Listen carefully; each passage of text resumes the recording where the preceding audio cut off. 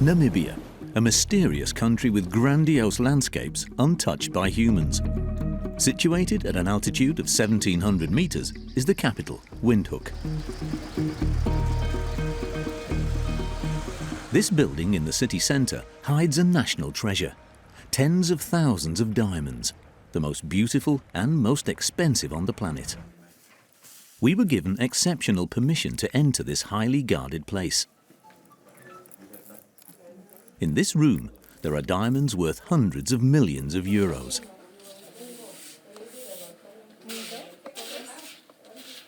Hey, good afternoon, guys. So, Perez, what do we have here? Paulus Chituna is the Director of Operations of the National Diamond Company. And these were what, first quality, second, third, fourth? Are we checking the quality? He's the one who evaluates the value of the rough stones before they're put on the market. The whiter and purer the stones, the more expensive they are.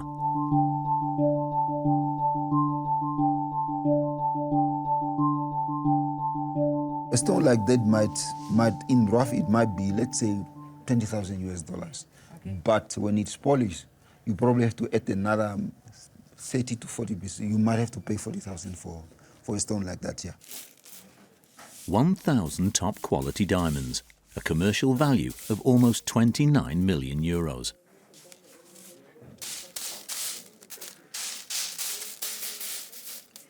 You can count them, but it will take you forever.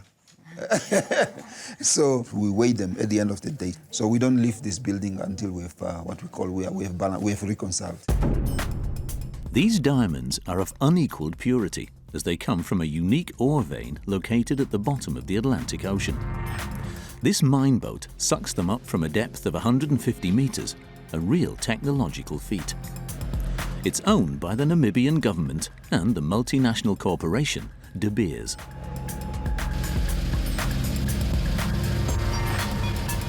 For security reasons, the operations are fully automated and the stones are sealed in tamper-proof containers.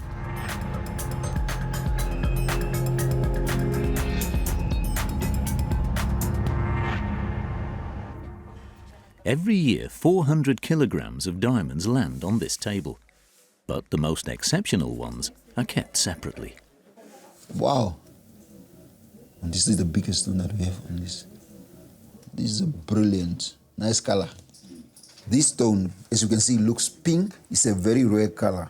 So we're talking a lot of money on this stone. I mean, Dave, what's the rough estimate on this? 3 million. This one? Around about 3 million US dollars for this stone.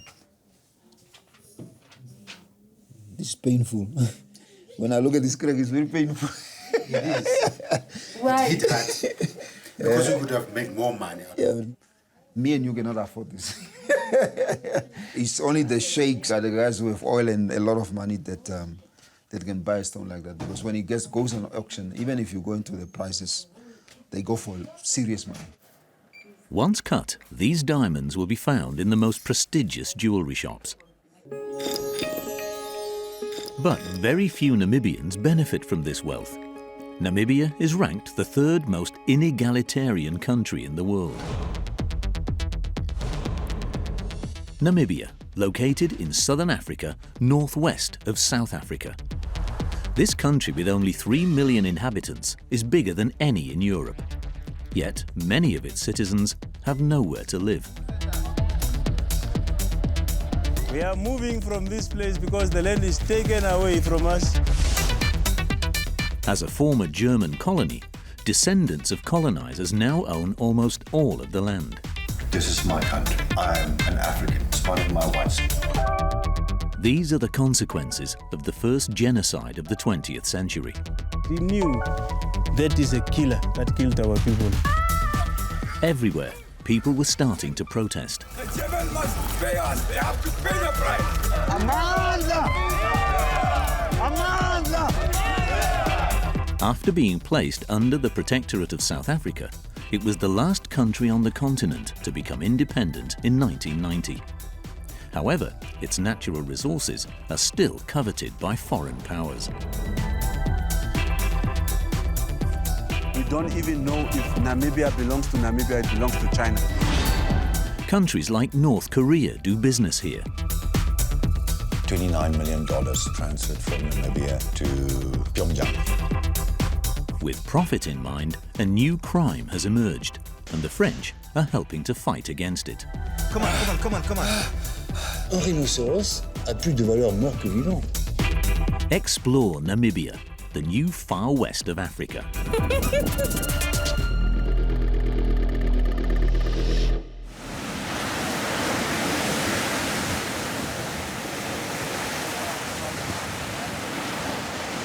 At the border of the desert, on the Atlantic coast, is the city of Swakopmund. It looks nothing like an ordinary African city. Neo-Baroque buildings with imposing architecture.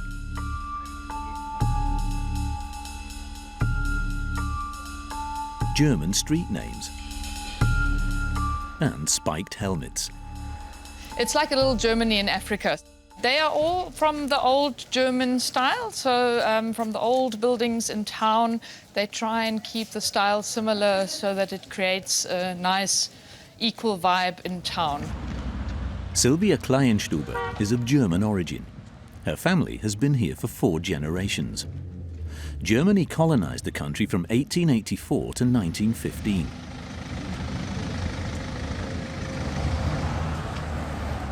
Today, Sylvia runs the most renowned cafe in town, famous for its German pastry specialities.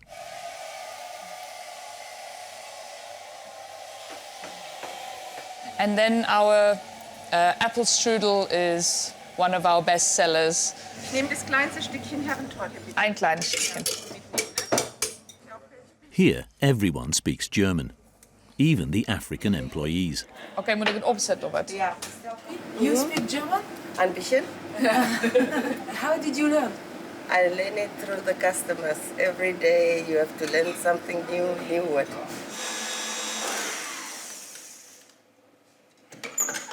In the kitchen, Sylvia's younger sister Desiree prepares the classic German cake, the famous Black Forest Gâteau.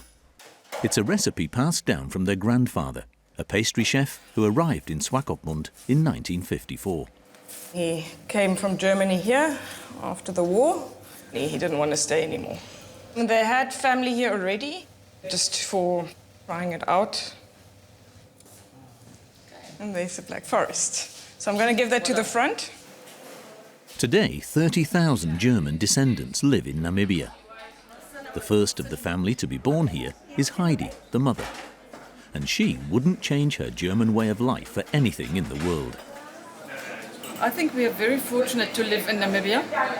We've got lots of quality, life quality, to be free. You won't feel to live in... No, never. Yeah. Never? No. You don't like... After a few weeks in Germany, it gets too green for me. I look for my browns, desert browns, yeah. Her love for the desert passed down to her daughter Sylvia.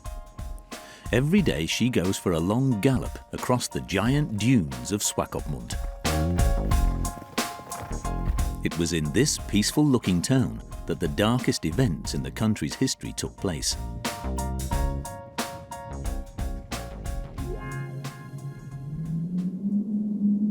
A few meters next to the dunes are hundreds of makeshift graves. This is where the German Second Reich built a concentration camp during the Colonial War.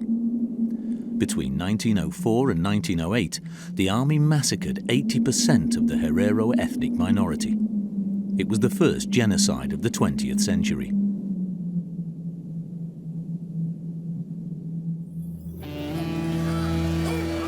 Every year on the main street of Swakopmund, a unique parade takes place. The Herero people commemorate the liberation of the city's concentration camp. They are dressed in German army uniforms.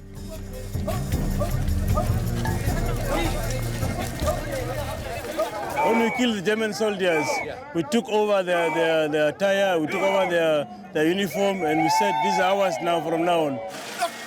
Karvita Marama, a professor of engineering, travelled 500 kilometres to be there. His grandmother was imprisoned in the concentration camp when she was just 9 years old. Herero civilians, men, women and children, were enslaved and starved, At least 60,000 of them were massacred.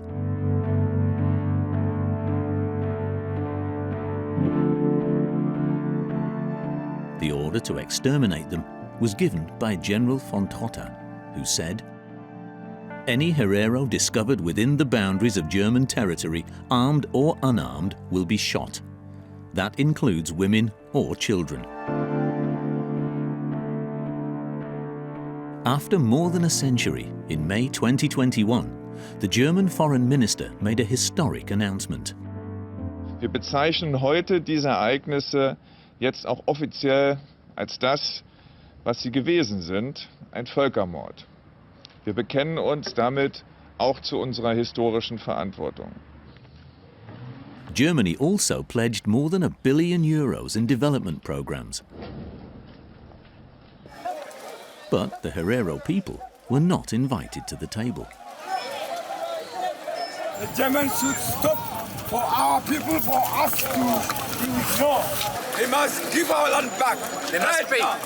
They must pay. They must pay. Well, yeah. They have to pay the price. Yeah. They're fighting to retake the land confiscated during the German colonisation. This morning, Karvita is accompanied by Jari Checha, an activist who is fighting for his land and who is not shy of going into battle. We are warriors, we are soldiers in fact.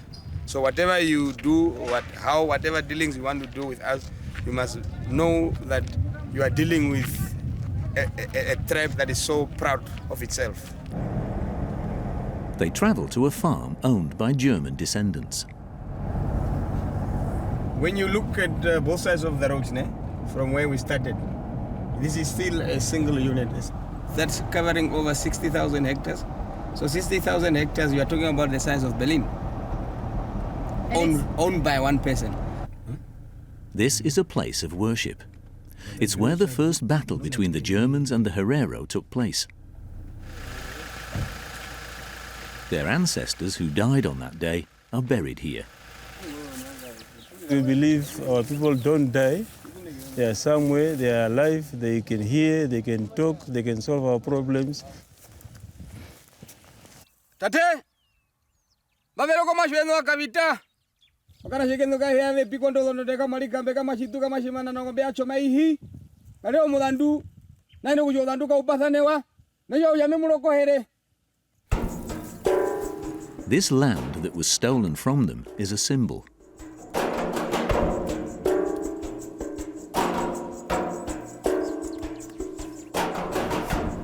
In order to access the graves, they have to get permission from the owners of the land.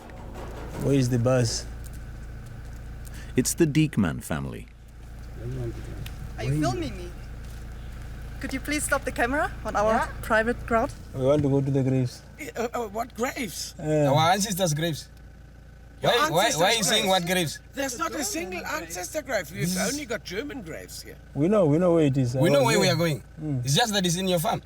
You must make an appointment before the time. Is it? Then we take you with our car. Costs 500 rand per person. We can make you a special price. And when does it suit you? We wanted to go now. No, it's not possible now. This is lunchtime now. Just take the contacts. Okay.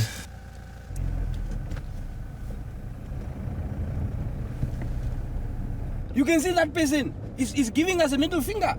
This is arrogance of whites, that the Constitution protects them. It means it's a private property. Luckily, I was with you guys, or I was with him. I could have caused havoc there. During the colonization, many Herero people fled to neighboring countries, while others remained here in their native region. Without land, they were forced to settle illegally away from the villages.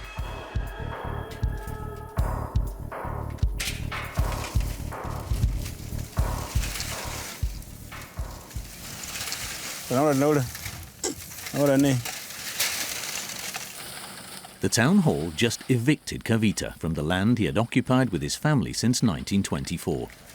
He only had this fence to take with him. We are moving from this place because the land is taken away from us. We have no land anymore here, so we must go find another piece of land Now we are here struggling without land in our own country, Namibia. Okay. A last coffee with his neighbours. They too are forced to leave. I feel bad because I don't know where we now grow up, and then I don't know where we are going to. This was Karvita's family home.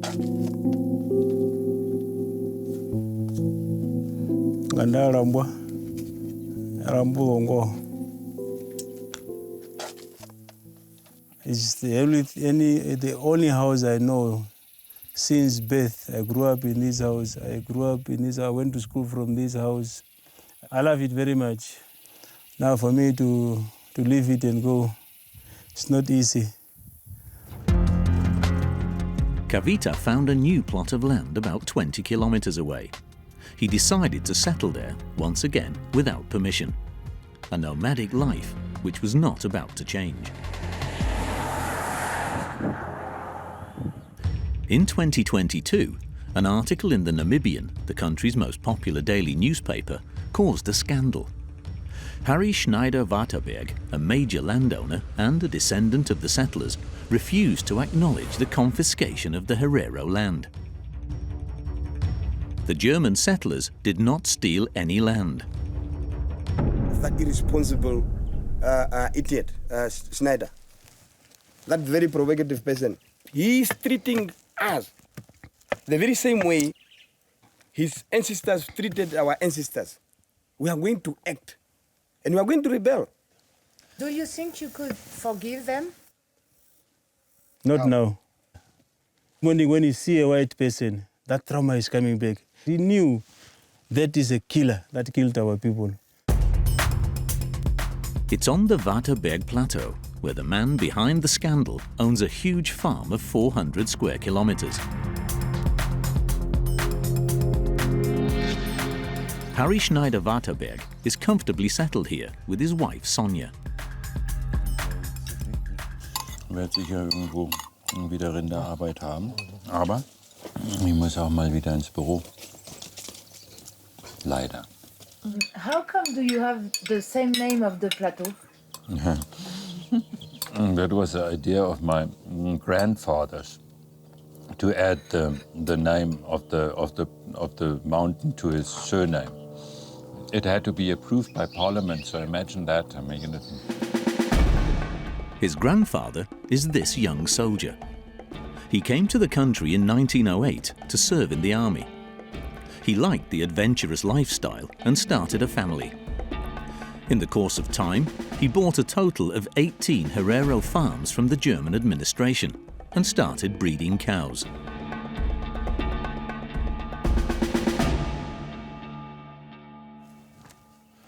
Moro, nie nou aan korwe.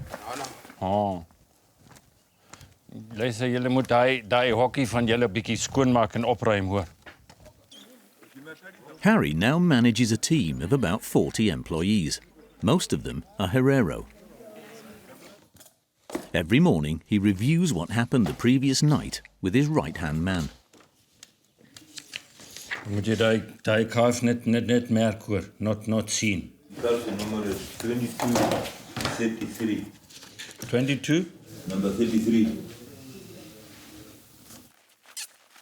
He has a herd of 1,400 cows spread across his land. He breeds them for their meat and is one of the biggest beef producers in the country. Every day he spends hours in his car watching over the animals.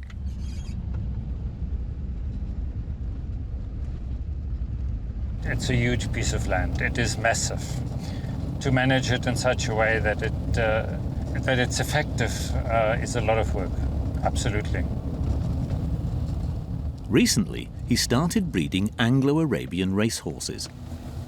Look there, the horses are coming in. 102 precious livestock, which he has to protect from predators. Our whole management on this farm is adapted to the fact that we have leopards here. We have a lot of leopards here. Leopard is an everyday reality for us. In 2 months, he had already lost 3 horses.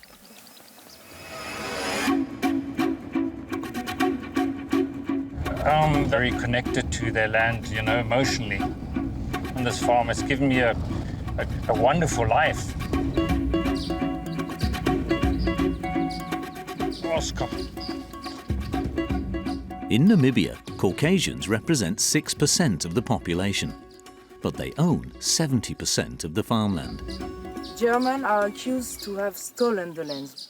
That is not only in Namibia, so that was in all colonies as such. That's the story of Australia and the Americas. And after our Namibia independent in 1990, the government of the day asked landowner to have a more fair distribution of land.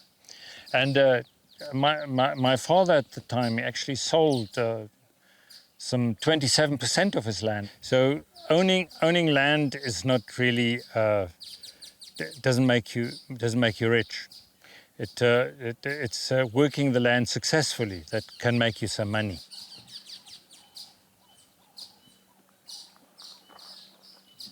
According to our estimations, 40,000 hectares of land are worth more than 6 million euros. This semi-desert country has another very important resource: water, and an abundance of it. An ideal environment for the cows to grow. Mandaka, one of his Herero employees, takes care of them. He's an absolute hermit. He lives out here completely on his own. Look at his pants. He's eccentric. He's with me now for 34 years. Wat wil het nou? Hij was bij die huis en dan heeft hij weggelopen. En toen zien ons hij is hier. Ja, dan heeft hij hier zo gekocht. Harry assumes his heritage with confidence. According to him, colonization is not all bad. It's a very important part of the development of the country Namibia, which was at that stage called Southwest Africa, and I mean, you know, and before that it didn't even have a name. I mean, you know, or European name. I mean, you know, so it was sort of this dark Africa at the time, and then first the explorers came in and the development of the country. And I think we've got to appreciate it. Like every nation needs to appreciate the history. German settlers were the first to extract diamonds from Namibian soil. When Germany lost the First World War, Namibia became a South African protectorate, and the multinational corporation DeBeers got its hands on the mines.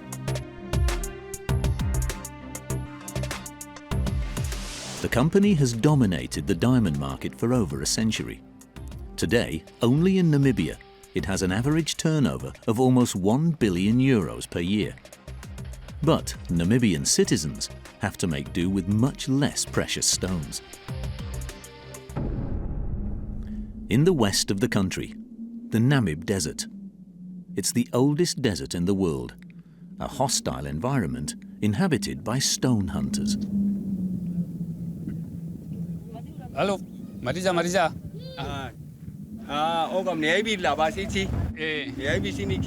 Okay. In Bandu's family, everyone from father to son is a miner.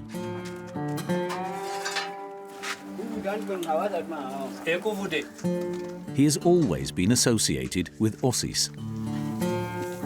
It's like my brother because we are growing up together here at the farm. For the past 20 years, they've been meeting here twice a month to explore this immense area that barely offers them enough to survive. Okay. Precious minerals are outcropping on the ground. This black tourmaline is that one. Yeah. They're used for small jewelry or for their therapeutic properties. See this one. It's Amazonite. Can you find any diamonds? No diamonds around. No diamonds around. If there was diamonds, maybe those years we was already rich. They still hope to find a stone that will allow them to have a better life. They dig for hours in this granite rock. He's making a small hole. Yeah, that one is how we follow the reef. Ne? Then you can get pocket of something like that. Nice pieces. Smoky crystal, Roy. I'm looking for big pieces, nice big pieces, what I can sell. Maybe big like my hand. They won't leave the desert until they find their happiness. A week later, in this little cafe, Mbandu is the center of attention. He's proud to show his little treasures, Amazonite stones, before going to sell them. Can I touch? Not that, but look, only look. I think it's wet, but it's dry. What do you think? Is it nice or? It's nice, but we don't know. He wanted to get $250 for them, just enough to live on until his next trip to the desert. To sell them quickly, he headed for Mike's souvenir shop. Goedemiddag. Good afternoon. Hoe gaat het? Yeah, I have some pieces of stone. Okay, let's have a look, see what you got. Okay. Who cleaned them? Myself. Lovely color. Yeah, it's nice color.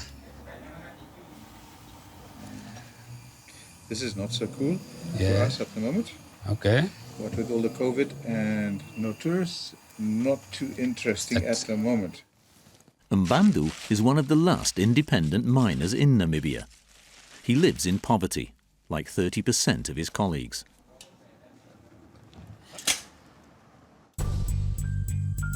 In the land of diamonds, this is a situation that people find scandalous and infuriating. On the outskirts of Windhoek, the shanty town of Katutura, a word that means the place where one doesn't want to live.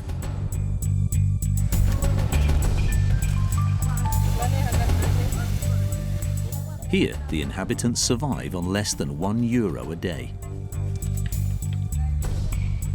In the market, wearing a red beret, this 31-year-old man is a local star. How are you? Fine, how are you, mommy? Can I take a picture? Not a problem. Okay. Thank you. Thank you very much. Michael Amushalelo is the charismatic leader of a small political party opposed to the government. He grew up in this slum. Tate, all good, man. He wants to inspire locals to rebel against their fate.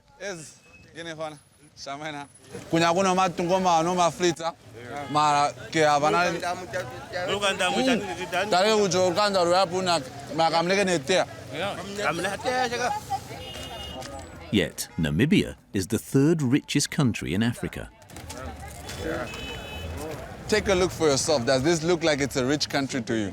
The money in this country is only in the concentration of a few hands, but majority of our people still continue to languish in poverty. It's the hands of who? It's in the hands of the white people and a few elite blacks. According to him, Swapo, the party that's been in power for 32 years, is full of corruption. Rastak, what's a commander? Also ground fighters, man. Banyer join the movement.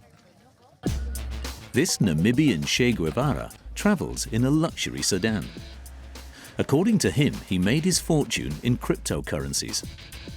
He campaigns for his country to get rid of foreign powers that exploit Namibian workers. The construction industry has been entirely taken over by the Chinese. So the Chinese have taken over a majority of the contracts in this country. Like the construction of this new highway that leads to the airport. If the rain comes, then it washes this road away like there was nothing. Another serious problem is that the company has allegedly been manipulating the wages of its Namibian workers. They called Michael to the rescue.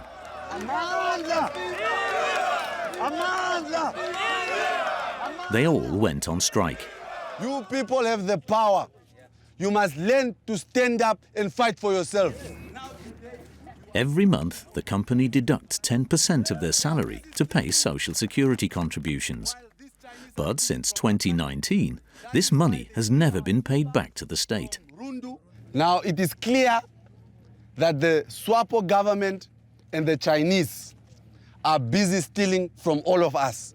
Government is always going after small businesses, Namibian-owned companies, forcing them to pay tax. But their Chinese friends, they are busy protecting them. They must refund you all that money and then you receive tax exemptions. So tell Mr. Wu, Mr. Yi, Mr. Ha, He that they are going to pack up their bags because we don't want thieves in this country. Without any official authority, Michael is going to demand accountability from the executives. You're in charge? My English is a little poor. It's okay.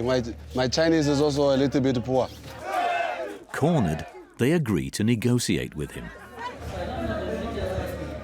No, the media, it has to be transparent. What we have to talk, it has to be on the record.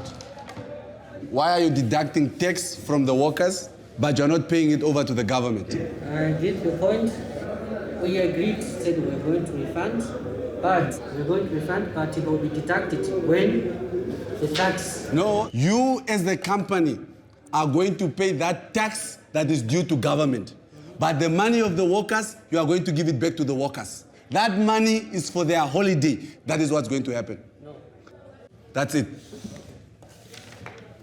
By Wednesday, the workers are going to report to me. If they have not been paid, then I'll make sure all of you will sit in jail on Thursday. And it's going to be for a very long time. Okay, let's see. Okay. Wednesday, make sure the people are paid. Failure for them to pay. We get one of the tires, we get diesel, and we deal with him.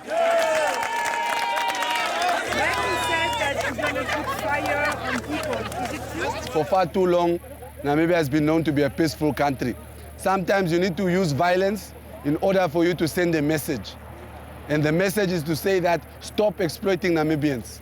If you continue exploiting Namibians, then we'll fight fire with fire. Surprisingly, the executives paid the workers back before the end of the ultimatum imposed by Michael. Amanda! The next day, they confronted small Chinese traders in Chinatown. So these things fake, we take. Understand? This is not real Havianas. Fake Havianas. Tell the Chinese all the shops are closing. As a result of this new operation, he was arrested for inciting violence. He's now in prison awaiting trial.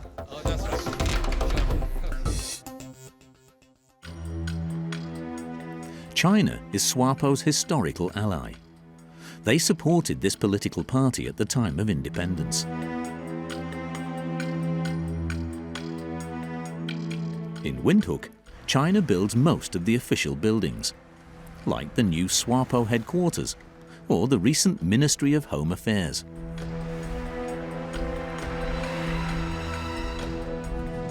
It has also taken over the country's most strategic resource, its uranium mines. Namibia is the fourth largest producer of uranium in the world.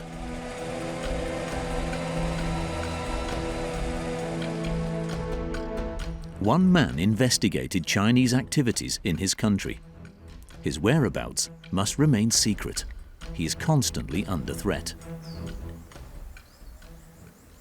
I'm definitely under surveillance, without any doubt. I've been beaten up, put into hospital, previous occasion. I have to take some basic precautions at all times. I do not advertise when I'm going away or where I'm going to. John Grobler is not just anyone. He's the country's most award-winning investigative journalist. He found evidence that another country is using China as a cover to build official buildings. Oh, I found this file. Because in here you have the original documentation, all the invoices on the construction of State House. the heart of Namibian power. And here you can see $29 million transferred from Namibia to Pyongyang. The UN forbids certain business deals with the capital of North Korea under the threat of being sanctioned.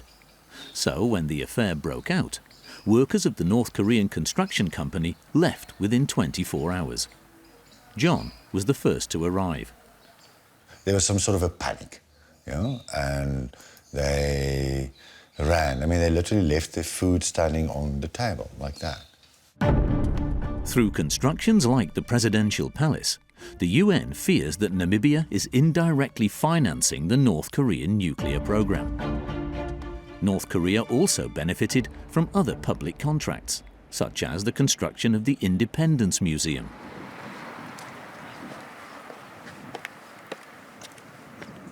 On the pedestal stands a national hero and a former president, Sam Nujoma. This looks like it's, you know, cast out of bronze, but it is in fact it's kind of a plastic. It's like a polymer that they just spray paint. You can see the cracks appearing everywhere. This is all fake stick-on stuff. It's not real. It's a facade. A fake museum with half-finished communist-inspired frescoes. What is that supposed to mean? Yeah?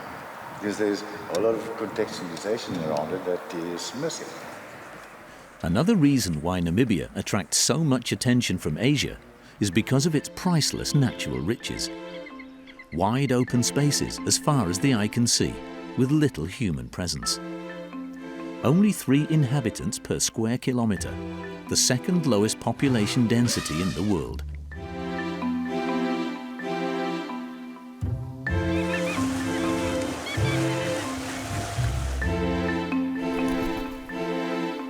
A paradise for many wild animals.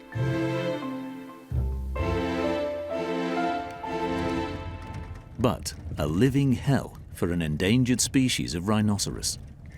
Namibia's largest rhino reserve is located in the north. Hey, girls! Come, boys, come! Juliet has been working here as a carer for 8 years. Good boys, find it. Find it. Good boys. There are 150 of them, and each one has a name. Come, MP. Come to Luca, come. They know their names, and they know a few things like stay back, wait, find it, back, MP, back. Calm down. Come, hey, come. Sorry, I thought they were following me. Naughty boys. You could see they're very curious. They wanted to come to you to see what you were up to, what you were doing. And that's one of the problems with poaching. So they're a very easy target. 3 rhinos are killed every day in the world. Their horns are sold at a premium in Asia. To protect them from poachers, the reserve called a French NGO, the only one of its kind. If you are static, you're dead. Move! They use paramilitary methods. We are not Jean-Claude Van Damme or Bruce Lee. I don't want to see that, for example. No. That's for the movie. Okay. Now in his 60s, Sergio Lopez has had a career in the army and in private security. Yeah. Today, he trains the anti-poaching unit of the reserve, which is in great need of it. What are you doing? You are laughing. Yes, why not? But it's not a problem to laugh. It's a problem, okay, to work. Jab. Jab, yes. Hook. Hook. On voit quand même que la quasi-totalité n'ont aucune base. Même pour les coups de... Bon, je pensais faire des choses ce matin, donc là, je fais plus que light. Ce qui est un petit peu gênant, c'est qu'on sent que le combat ne fait pas partie naturellement de leur... Je dirais pas de leur quotidien, mais bon, il y a du travail. With his NGO, Wildlife Angel, Sergio travels around Africa and tries to give rangers the means to fight against highly organized enemies. The Asian Mafia is at the head of the rhino horn trade.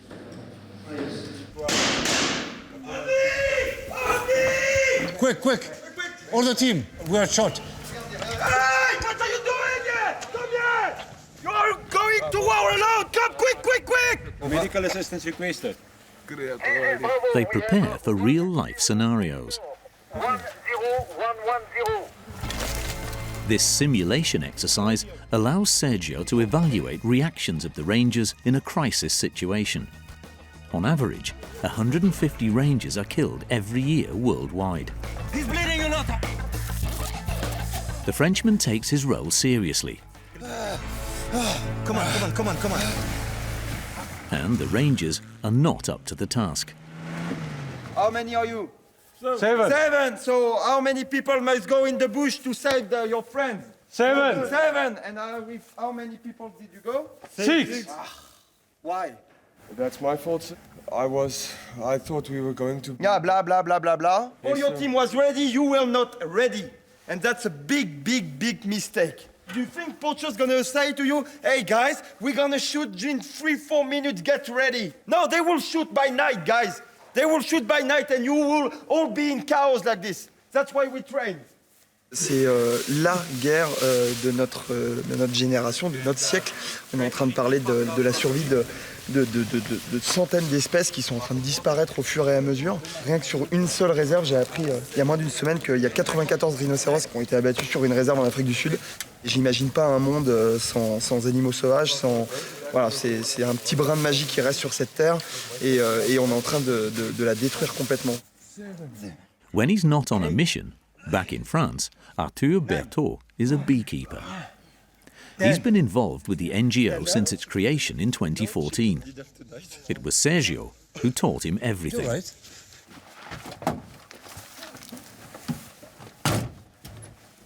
They're still facing a major problem, the lack of resources.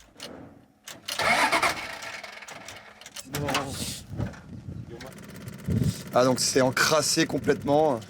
Ça arrive assez souvent, 2-3 fois par jour. Vehicles in the reserve are about 50 years old and have travelled countless kilometres. Shoot as you want.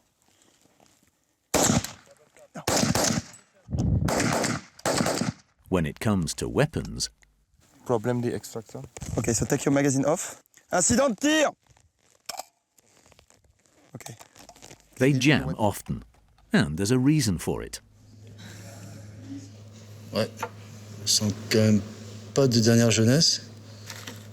53 munitions des pays de l'Est, très très mauvais état. Moi j'ai jamais vu ça, une munition aussi tordue, c'est quand même incroyable. Ça veut dire que le jour où il y a un échange de tirs sévère, il est possible que plus aucun ranger ne puisse réagir après 2-3 tirs. Et ça c'est le quotidien, quoi, des équipes anti-braconnage. A dangerous job that has to be done 7 days a week, 24 hours a day, and pays a miserable salary of €100 a month. Can maybe do a lot of work, more than expected. Being a ranger, doing some extra work. What's the difference between the salary of a ranger and the price of the rhino horn? Nah, the difference. The difference is maybe -0 from the rhino horn to the ranger salary. On the black market, horns sell for at least €61,000 a kilogram, which is more than gold. Chinese medicine attributes therapeutic properties to it, which have never been scientifically proven. To discourage poachers, the reserve found a radical method. After giving the animal anesthetics, the vet cuts off its horn.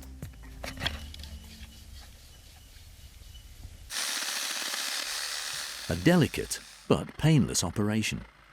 Just like nails, the horns are made of keratin. Hi, Sergio. Hi, Jaco. How are you? No problem with you? Yes, nice to see you. Jaco Muller, the owner of the reserve, brought in Sergio's NGO. His help was free. So you happy with the progress? Yes, yeah. Okay. Jaco doesn't get any help from the government to protect his animals. Their horns could easily cover the expenses to save the species. We met up with him in town, in a place he wants to keep secret. He hides his treasures here. In the black market, this one will be worth roughly 450,000 US dollars. For us, it's now actually dangerous to have it. People will come kill me. They will come to my house to kill me for these things. Over time, he's collected dozens and dozens of them. He hopes that one day their sale will be legalized.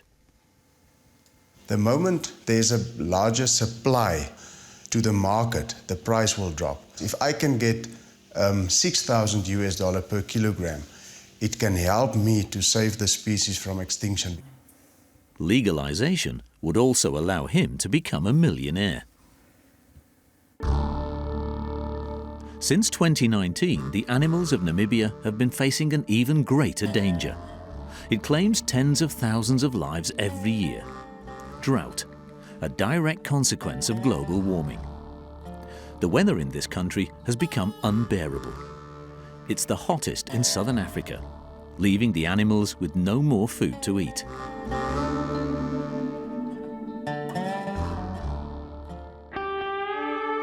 In a remote region of the northwest lives an old tribe. Its people have been particularly exposed to the consequences of the drought. They are the Himba.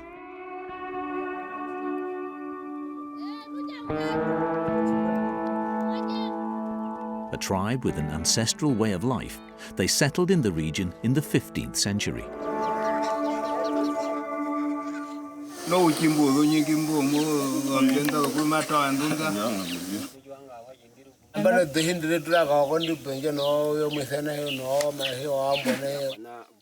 Kasoto, the village chief, is very worried. He's lost half his cows, the only resource his people have.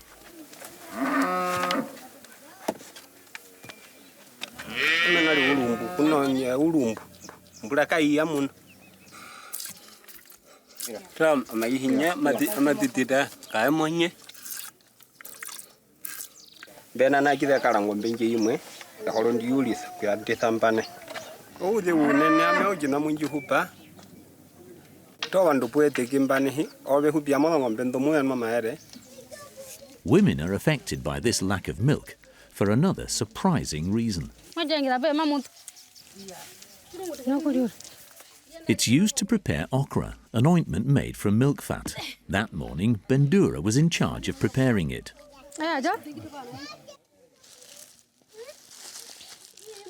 The elders watched her preparation method closely. The okra is what gives them their red colour, a way for Himba women to seduce their partners.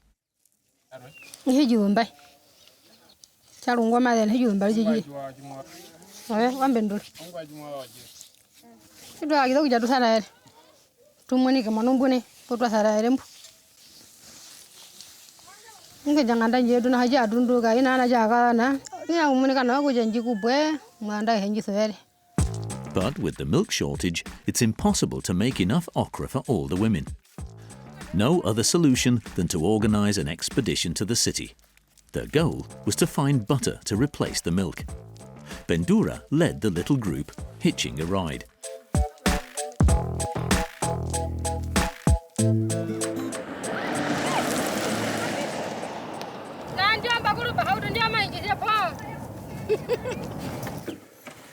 For her two cousins, this trip was special. It was their first time outside the village.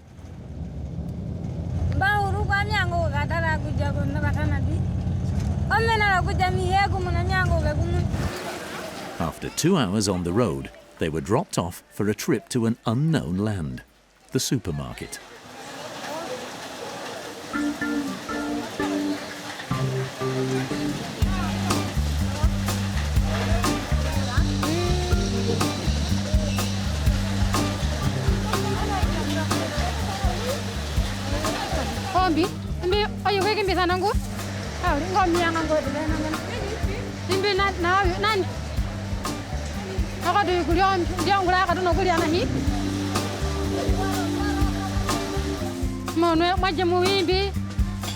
They came to buy butter and couldn't resist the temptations.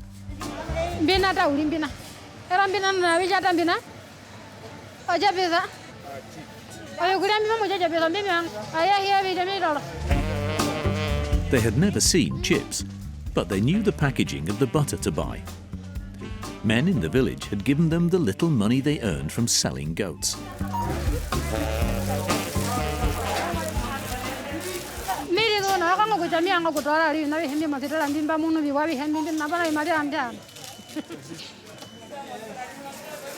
Vendura and her cousins had never been part of the consumer society.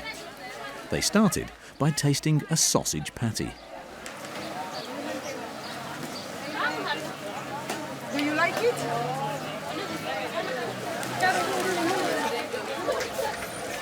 As for the chips and cola menu, it seemed to be a hit, even with the Himba.